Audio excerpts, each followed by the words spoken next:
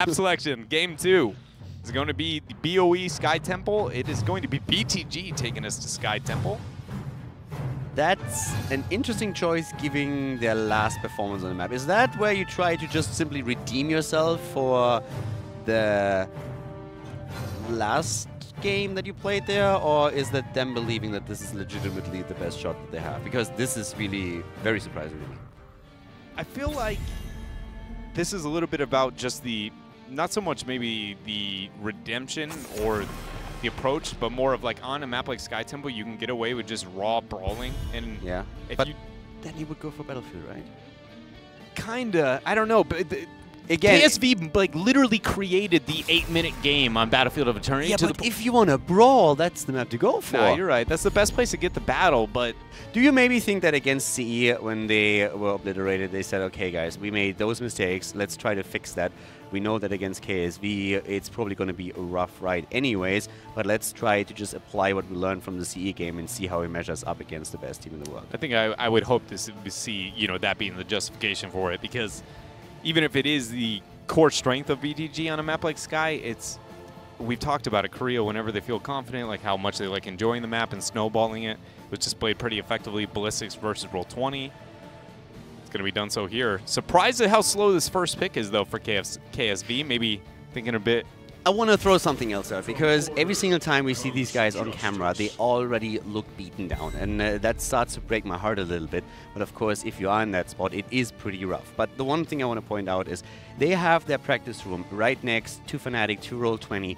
And these guys, as I said before, practice a ton, and they are really enjoying their time.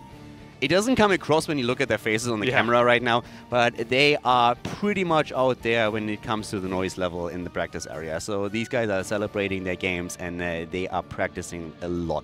So, of course, it's rough when you haven't won a map in the tournament just yet, and a lot of teams get extremely frustrated and pretty beaten down by it, and I don't think that it has no effect on BTG whatsoever. But again, they try to make the best out of the situation they're in and just take that as that learning experience we've been talking about now several times. And they are very much in high spirits when they can practice against the teams on this level. On stage, bit of a different picture, I know, but I just want to put that out there because it's sometimes a bit rough to watch. I am a little concerned with the Abathur pickup for BTG, not only because on Sky Temple, though he can be an absolutely amazing hero, he relies on kind of a breaking point throughout the mid-game in a certain situation of having a stall tactic that, let's be real here, I think is unreasonable to assume that they can be on the same talent tier at that point in time, on the same playing field for that to be the case. And it's on a map that if you can snowball pretty effectively. And so I just feel like that's one of those decisions made by BTG, though it is maybe their independent strength, that they end up going with. I feel like I wish they would have avoided it, because Abathur into KSV, I mean, let's be real here, they could.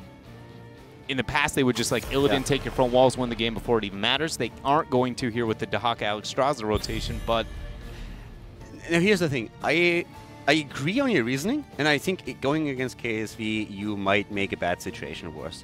Overall, I like the way that they're starting to draft, though, because on the last map, they're starting to emphasize the globals way higher than they did in the past, and just simply expect that the macro game has to be there. But I still share your concern. If you play an Abathur composition, you make yourself even weaker, or most teams make themselves even weaker in the early game, and that's already a problem that against KSV you have no matter what you do. So I feel like there are upsides and downsides to it. Go with the Lucio Arthas rotation, a lot of mobility there, and a lot of synergy. BTG's running a composition that's, tried and true, been shown many, many, many times. Synergizes pretty well with the Gray Main being able to track people down, the clone on top of it all. KSV got a little bit weird moving with the Alexstrasza, not too common of a pick. I believe second of the tournament. Every single time I see in this draft, the face of Rich, you can literally see him leaning into the monitor, and it's like, come on, guys, come on, let me do what I want. You already got Samuro. Does he get something more crazy? Whatever it's going to be hunting down an Abathur, I feel like, if it's anything. Zul'jin! All right. Okay. So the Hero League Master has made his way to the GCWC for the first time.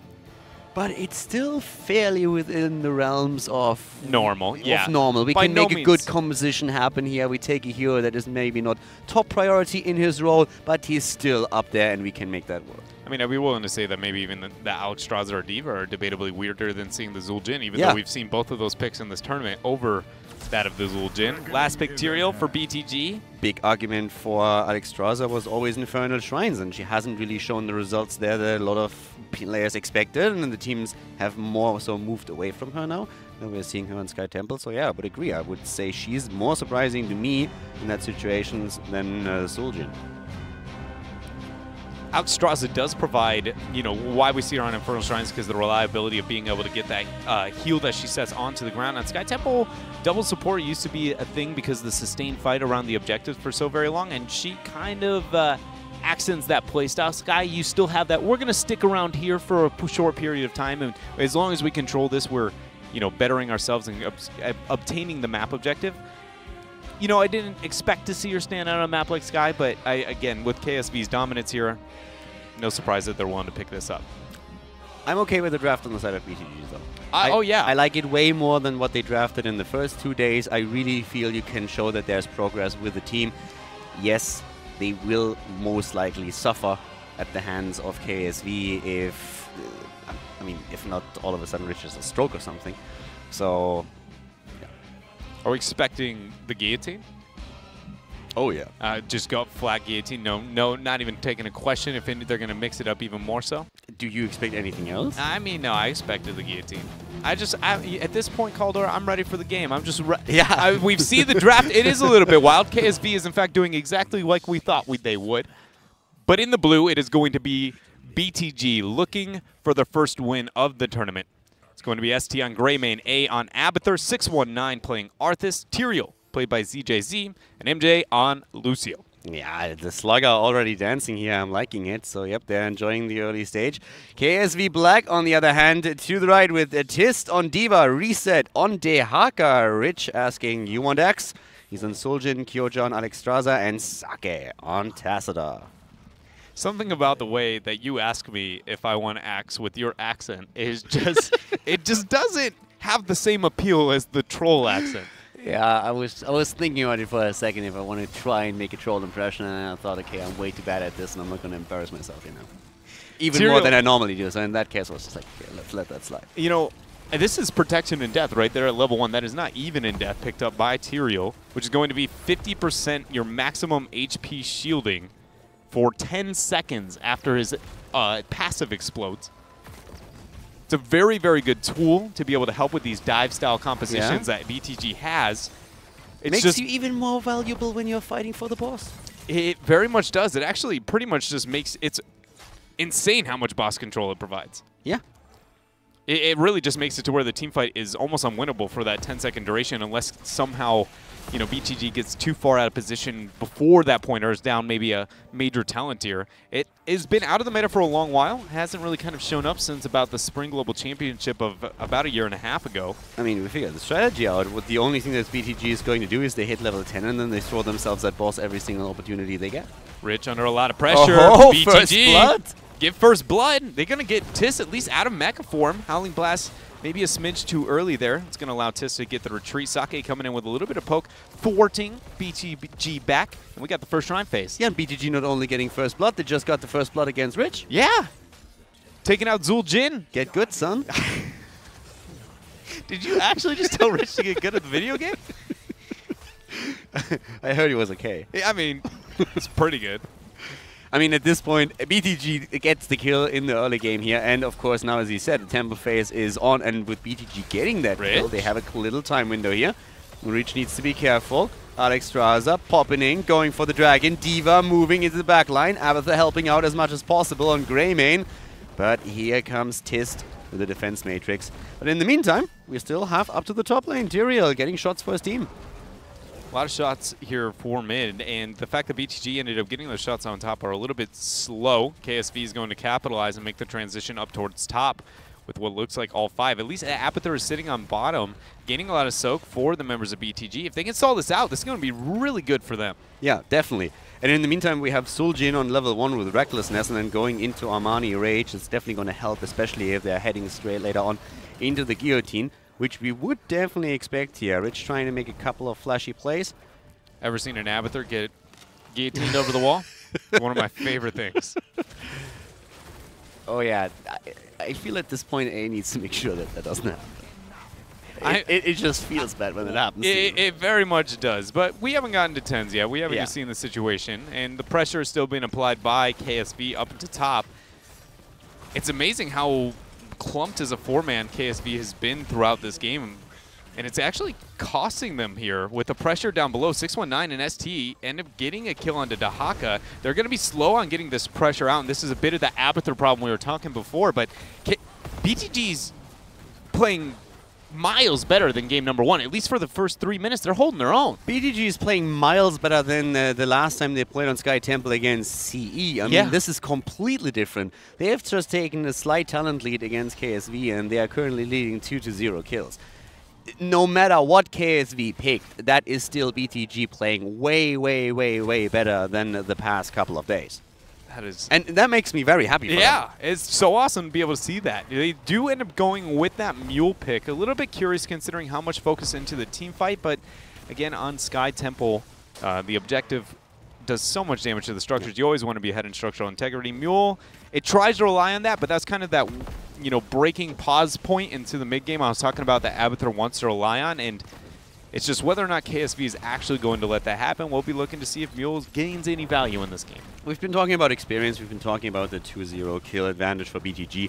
But KSV still took out the top fort. And that's, of course, super important since, as we highlighted before, the objective attacks structures directly. So having a lead in structures is always incredibly important. On Sky Temple more so than any other map that we have in the competitive map pool. And KSV is just continuing that rampage at the bot lane, trying to go for the second fort, already obliterating wall and well, which means that the temple down here should also be theirs to take.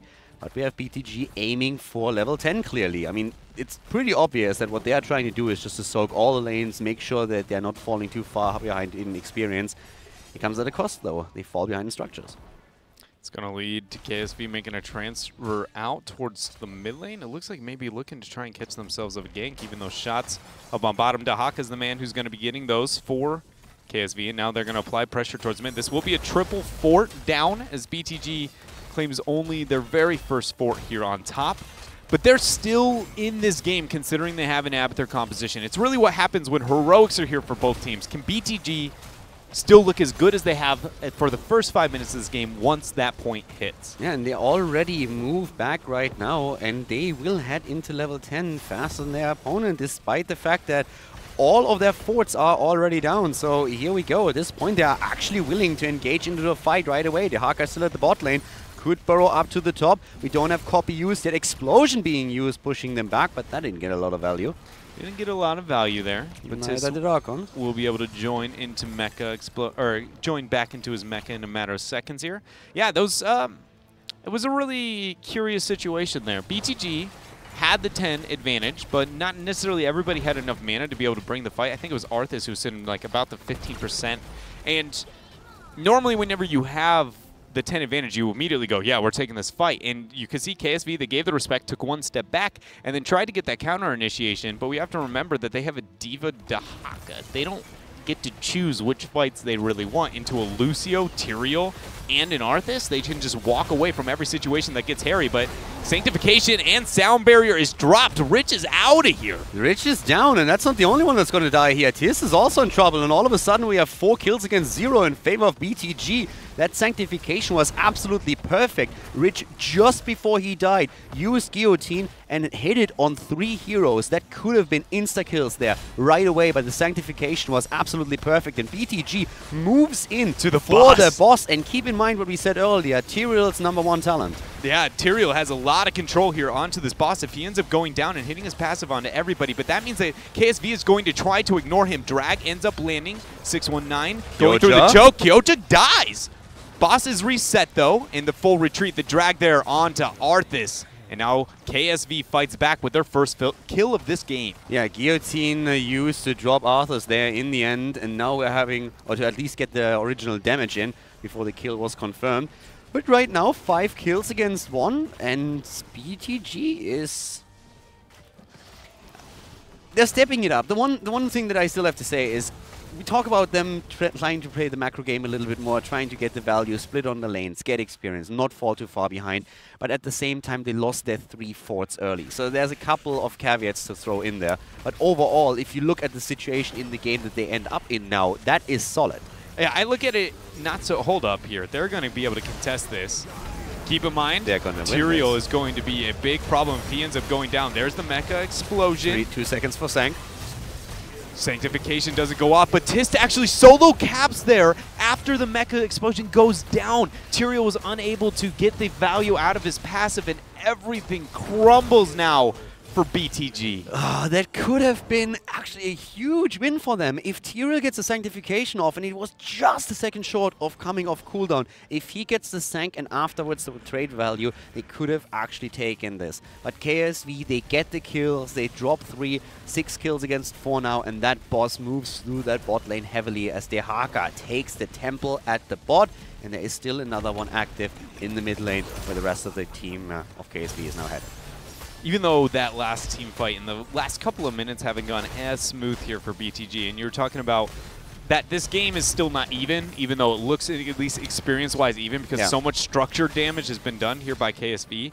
But at this point, I'm just looking at compared to their own performance in the past, right? Not so much how do you win this game. It is day and night right now. The fact that they're leading in kills 9 minutes into a game, like, we thought they might not even make it to 9 minutes. Yeah. That is amazing from them. They're bringing so much to this game in the fight. If you would pin the BTG that we've seen today against the BTG that has played on the first day, that wouldn't even be a close game. Yeah. So there is definitely improvement. But right now, there's a big fight in the middle. Isolation has already been hit, and KSV is going for the kill, trying to get it. Sanctification so far not used yet. Here comes the sound barrier as they move back. The guillotine drops Tyrael. That just feels bad. Still has his ult, didn't use it. But MJ is pretty low, and they're trying to escape. Oh, Kyota with the flank! He's gonna boop him back, spit fire!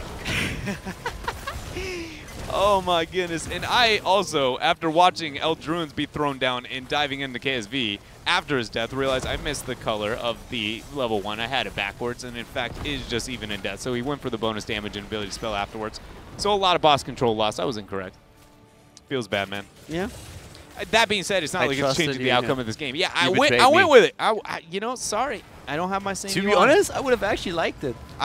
It used to be actually viable. It was legitimately meta for a period of time, and it was only with Abathur, Greymane, Tyrael, plus whatever style compositions like we see now. The only difference would be Arthas would, at that point in time, be maybe a little bit too low of damage, but because of the slow that he provides and the accent that's going to be with Executioner post-16, I think it very much would have been a heads-up pickup for them. At this point, just to sum it up a bit, we have a 2-level lead for KSV. They have taken the keep at the bot lane. They're putting heavy pressure into the mid lane already. They've taken the lead in kills, in experience. But the early game performance that we want from BTG, we more or less got that, and they are actually doing fairly well overall. But of course, he goes still up against KSV, and no matter what they pick, these guys are just insanely strong, and they showcase that as they take Arthas down and confirm kill number 9. 9 kills there as they're waiting for what is going to be the next Shrine phase. The rotations of KSV this game have been very pretty. You know, we highlighted a lot of the amazing changes from BTG into this game, but KSV has constantly, even though they're even in experience for the most part, we were talking about their ability to just take out 2 forts before we even saw 1 die for BTG. And it's why they are so far ahead here in this game. Securing this top keep front wall and the mid keep front wall means that every Shrine phase that spawns is a minimum 1 keep. Yeah, and right now we are still seeing them pressure every single wall, going for the wells, trying to set up a couple of kills here. And especially in the mid lane, if the drag connects and if Reset gets someone into the fight, and he actually goes for Arthas, that could be the end of him. Here comes the guillotine, and down he goes. Suljin confirms the kill, and that could now instantly mean another keep lost for BTG. Oh, drag is going to hit onto ST, Sound Barrier, Sanctification, everything used. They're trying to punish Reset, but was unable to do so. Now Rich turning things around, getting a lot of damage there with the... Oh, man, what? Hello? Is that Alex? Alex from above making it rain? I was like, where did that kill come from? And then suddenly Kyocho's like, what's up, boys? Yoda comes in and takes them apart and even kills Abathur. The Slug is dead as well, and now they confirm the kill against Tyrael. Wipe the entire team. Arthas is already back, but I don't think he's going to stop the inevitable. The keep in the middle is still up, but the core is about to fall as KSV Black with 14 kills against 2 is aiming for the 2-0 victory. They are going to be able to find themselves this second map on Sky Temple, furthering their lead at the Gold Club World Championship.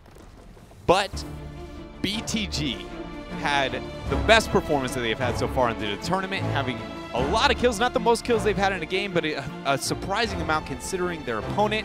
And they even beat their average game time. I'm satisfied from beginning to end in terms of BTG performance. Okay, I have to, for one reason, play a little bit of devil's advocate right now because I have one question. Do you think, how much do you think had to do with the fact that they knew from the get-go this is probably going to be a storm? Because let's face it, if you look, for example, at a lot of the performance that teams had against favorites, it was because there was no pressure. And I think for BTG, one thing that they had to also struggle with in the last few days is they went up, for example, against Chinese teams where you would say, we expect them to do better, and if they feel that pressure, there's a lot of teams that struggle with that. Yeah. Let's go back to 2016 BlizzCon. The reason why Fnatic was able to win against MVP Black in the first place is because they came in that day and they said, we're top 4 boys, we're going to get our butt handed to us today because MVP Black is going to completely take us apart. So there was no pressure on the team. They just played their thing, they had a little bit of fun, and all of a sudden they realized, we can win this.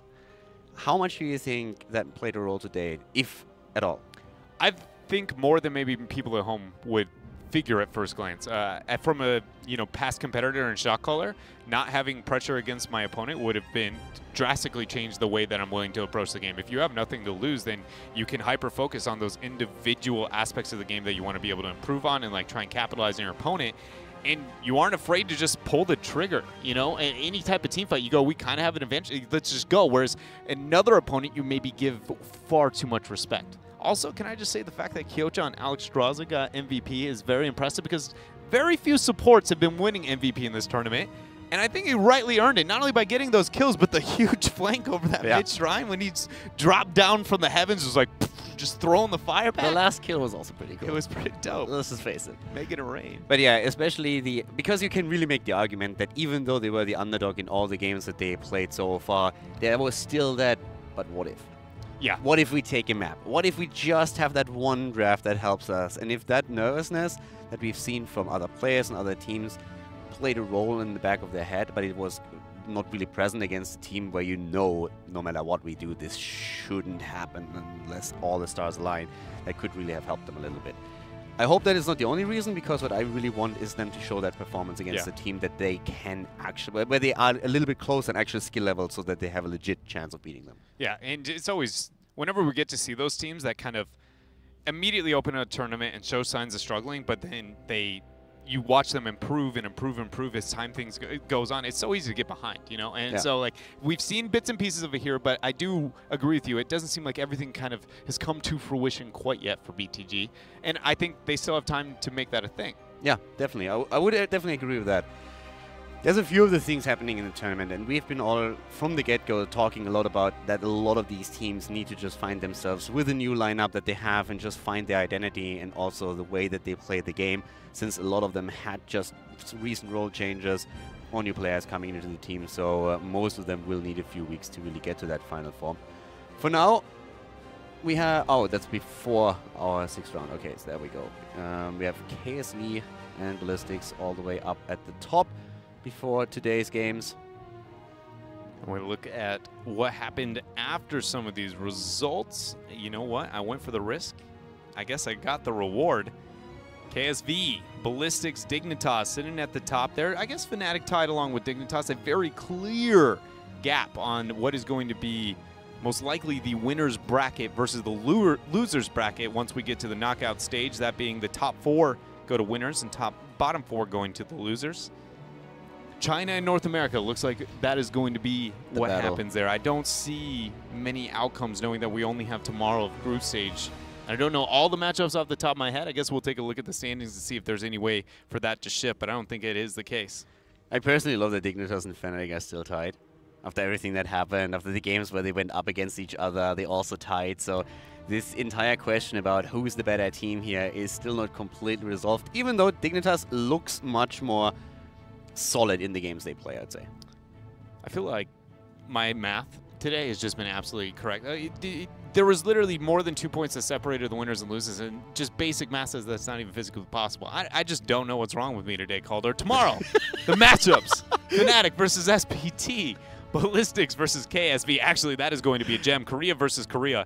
We end the day with Roll20 versus CE, and then Dignitas and BTG. I can tell you what it is. What it is is you finally embracing the coffee before the cast. That's what it is. Yeah, that's it. Gilly and I finally have him exactly where we need him to be. Under your thumb. Peer pressure. Peer pressure.